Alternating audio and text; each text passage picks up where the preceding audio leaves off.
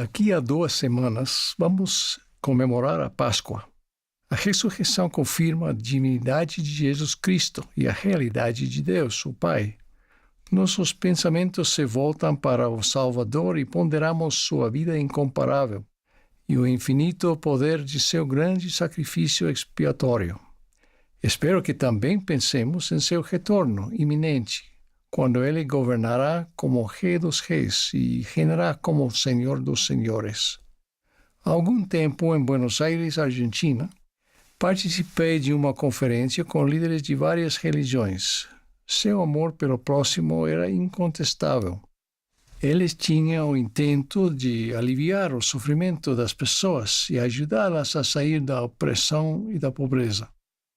Refleti sobre os vários compromissos humanitários desta igreja, inclusive os projetos realizados em colaboração com vários dos grupos religiosos representados naquela conferência. Senti profunda gratidão pela generosidade dos membros da Igreja de Jesus Cristo dos Santos dos Últimos Dias, que possibilita esse tipo de serviço cristão. Naquele momento, o Espírito Santo afirmou 2 coisas para mim.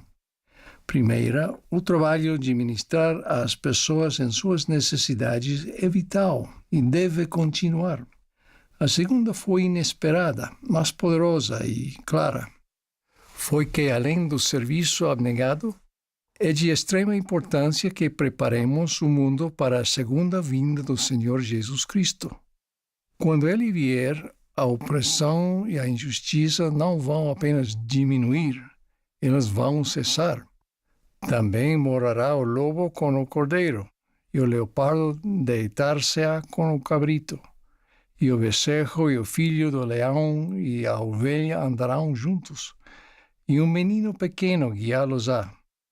Não se fará mal, nem dano algum, em todo o meu santo monte, porque a terra se encherá do conhecimento do Senhor como as águas cobrem o mar. A pobreza e o sofrimento não serão apenas minimizados, mas desaparecerão. Não mais terão fome, nem mais terão sede. Nem sol, nem calor algum cairá sobre eles, porque o Cordeiro que está no meio do trono os apacentará, e lhes servirá de guia para as fontes vivas das águas, e Deus enxugará de seus olhos toda lágrima. Até mesmo a dor e o pesar pela morte desaparecerão. Nesse dia, uma criança não morrerá antes de envelhecer, e sua vida será como a idade de uma árvore. E quando morrer, não dormirá, isto é, na terra, mas será transformada num piscar de olhos, e será arrebatada e seu descanso será glorioso. Então, que façamos tudo o que pudermos para aliviar o sofrimento e a tristeza agora, e nos devotemos mais diligentemente aos preparativos necessários para o dia em que a dor e o mal desaparecerão para sempre, quando Cristo reinará pessoalmente na terra, e a terra será renovada e receberá a sua glória paradisíaca. Esse será um dia de redenção e julgamento. O Dr. N.T. Wright, bispo de Durham da Igreja Anglicana, descreveu de modo propício a importância da expiação, da ressurreição e do julgamento de Cristo para superar a injustiça e corrigir todas as coisas. Ele disse: Deus determinou um dia em que Ele fará com que o mundo seja julgado corretamente por um homem que Ele escolheu. E Ele deu certeza disso a todos ao levantar esse homem dentre os mortos. Os fatos sobre Jesus de Nazaré, e especialmente sobre sua ressurreição dentre os mortos, são o fundamento da certeza de que o mundo não é obra do acaso, de que o mundo não é, de modo algum, um caos, e que quando fazemos justiça hoje, não estamos fingindo que está tudo bem enquanto tentamos escorar um edifício fadado a se transformar em ruínas, ou consertar um carro que está destinado ao ferro velho.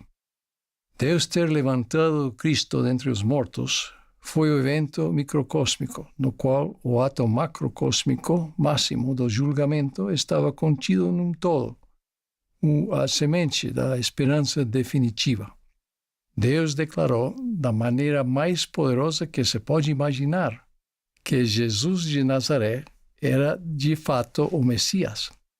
Na grande ironia da história, o próprio Jesus foi julgado de modo cruel e injusto, indo ao lugar que simbolizava uma infinidade de crueldades e injustiças do mundo, para tomar sobre si todo o caos, toda a escuridão, toda a crueldade, toda a injustiça e exaurir suas forças. Durante a conferência em Buenos Aires que mencionei anteriormente, o Espírito deixou claro para mim que a Igreja de Jesus Cristo dos Santos dos Últimos Dias recebeu o poder e o encargo exclusivos de realizar os preparativos necessários para a segunda vinda do Senhor. De fato, ela foi restaurada para esse propósito. Conseguem encontrar em outro lugar um povo que aceite a época atual como a dispensação da plenitude dos tempos, na qual Deus determinou congregar em Cristo todas as coisas? Se não encontrarmos aqui o intento comunitário de realizar o que precisa ser realizado, tanto para os vivos quanto para os mortos, em preparação para esse dia, se não encontrarmos aqui uma organização que tem o desejo de alocar uma grande quantidade de tempo e dinheiro para a coligação e a preparação de um povo do convênio pronto para receber o Senhor, não encontraremos em nenhum outro lugar. O que podemos fazer para nos prepararmos hoje para esse dia? Podemos nos preparar como povo. Podemos coligar o povo do convênio do Senhor. E podemos ajudar a fazer com que as promessas de salvação feitas aos pais, nossos antepassados, sejam cumpridas. Tudo isso precisa acontecer em certo nível substancial, antes de que o Senhor retorne. Em primeiro lugar, e crucial para o retorno do Senhor, é a presença na terra de um povo preparado para recebê-lo quando ele vier. Ele declarou que os que permanecerem na terra naquele dia, do menor até o maior, se encherão do conhecimento do Senhor, e verão olho a olho, e erguerão suas vozes, e juntos cantarão este novo canto, dizendo: O Senhor trouxe Sião outra vez, o Senhor reuniu todas as coisas em uma, o Senhor trouxe Sião do alto, o Senhor ergueu Sião de baixo. Em tempos antigos, Deus tomou a cidade justa de Sião para si. Em contrapartida, nos últimos dias, a nova Sião receberá o Senhor, quando ele retornar. Sião é o puro de coração, um povo uno, de coração e mente, que habita em retidão, sem pobres entre eles. O profeta Joseph Smith declarou: devemos fazer da edificação de Sião o nosso maior objetivo. Edificamos Sião em nosso lar, nossa ala, nosso ramo e nossa estaca por meio de união, bondade e caridade. Assim como em tempos antigos, nós nos reunimos frequentemente para jejuar e orar e para falar a respeito do bem-estar de nossa alma e partilharmos o pão e a água em lembrança do Senhor Jesus. Conforme disse o presidente Russell M. Nelson na Conferência Geral de outubro do ano passado, o objetivo de longa data da Igreja tem sido auxiliar todos os membros a aumentar sua fé em nosso Senhor Jesus Cristo e em sua expiação, auxiliá-los a fazer e a cumprir seus convênios com Deus e fortalecer e selar a família deles. Assim, ele enfatiza a importância dos convênios do templo, de santificarmos o dia do Senhor e do banquete diário do Evangelho centralizado no lar e apoiado por um currículo de estudo integrado na Igreja. Queremos saber sobre o Senhor e queremos conhecer o Senhor. O esforço latente na edificação de Sião é a coligação do povo do convênio do Senhor. Cremos na coligação literal de Israel e na restauração das 10 tribos. Todos os que se arrependem, creem em Cristo e são batizados são seu povo do convênio. O próprio Senhor profetizou que antes de seu retorno, o Evangelho seria pregado em todo o mundo para recuperar seu povo, que é da casa de Israel, e então virá o fim. O presidente Nelson tem repetidamente enfatizado que a coligação de Israel é a coisa mais importante que está acontecendo na Terra hoje em dia. Nada se compara em grandeza, em importância e em majestade. E se vocês escolherem, podem ser parte essencial dela. Os santos dos últimos dias sempre foram um povo missionário. Centenas de milhares responderam ao chamado missionário desde o início da restauração. Dezenas de milhares servem atualmente. E conforme o Elder Quentin L. Cook acabou de ensinar, todos nós podemos participar de maneira simples e natural, com amor, convidando as pessoas a se juntarem a nós na igreja, a visitarem nossa casa e se tornarem parte de nosso círculo. A publicação do Livro de Mormon foi o sinal de que a coligação havia começado. O próprio Livro de Mormon é o instrumento de coligação e conversão. Igualmente vital para nos prepararmos para a segunda vinda é o grande esforço de redenção em benefício de nossos antepassados. O Senhor prometeu enviar Elias, o profeta, antes da segunda vinda, o grande e terrível dia do Senhor, para revelar o sacerdócio e plantar no coração dos filhos as promessas feitas aos pais. Elias, de fato, veio, conforme prometido. O dia foi 3 de abril de 1836. O local foi o templo de Kirtland, Ohio. Naquele dia e lugar, ele de fato conferiu o sacerdócio que havia sido prometido. As chaves para a redenção dos mortos e a união de maridos, esposas e famílias por todas as gerações do tempo e por toda a eternidade. Sem isso, o propósito da criação teria sido frustrado. E, nesse sentido, a terra seria devastada e amaldiçoada.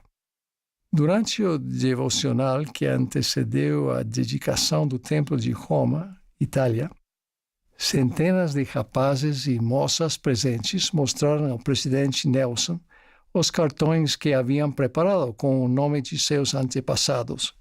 Eles estavam prontos para entrar no templo a fim de realizar batismos vicários por aqueles antepassados assim que o templo fosse aberto. Aquele foi um momento extremamente gratificante. Sem dúvida, um exemplo do esforço de acelerarmos o estabelecimento de Sião para as gerações que vieram antes de nós. Enquanto nos esforçamos para sermos diligentes na edificação de Sião, incluindo nossa parte na congregação dos eleitos do Senhor e na redenção dos mortos, devemos dar uma pausa para nos lembrarmos de que isso é a obra do Senhor e que Ele a está realizando. Ele é o Senhor da vinha e nós somos seus servos. Ele ordena que trabalhemos na vinha com nossa força esta última vez e Ele trabalha conosco. Seria mais apropriado dizer que Ele permite que trabalhemos com Ele. Conforme Paulo disse, eu plantei, Apolo regou, mas Deus deu o crescimento. É Ele que está apressando sua obra a seu tempo.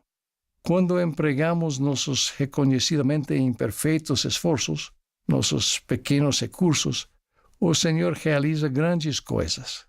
Esta grandiosa e última dispensação está se aproximando rapidamente de seu clímax. Sião na terra, reunindo-se a Sião do alto, no glorioso retorno do Salvador. E assim, nesta Páscoa, que de fato comemoremos a ressurreição de Jesus Cristo e tudo o que ela pressupõe. O retorno do Salvador cumprirá todo o que sua ressurreição prometeu à humanidade. Ele é a garantia definitiva de que tudo será corrigido. Que nos envolvamos com a edificação de Sião para apressarmos esse dia. Em nome de Jesus Cristo. Amém. building up Zion to hasten that day. In the name of Jesus Christ, amen.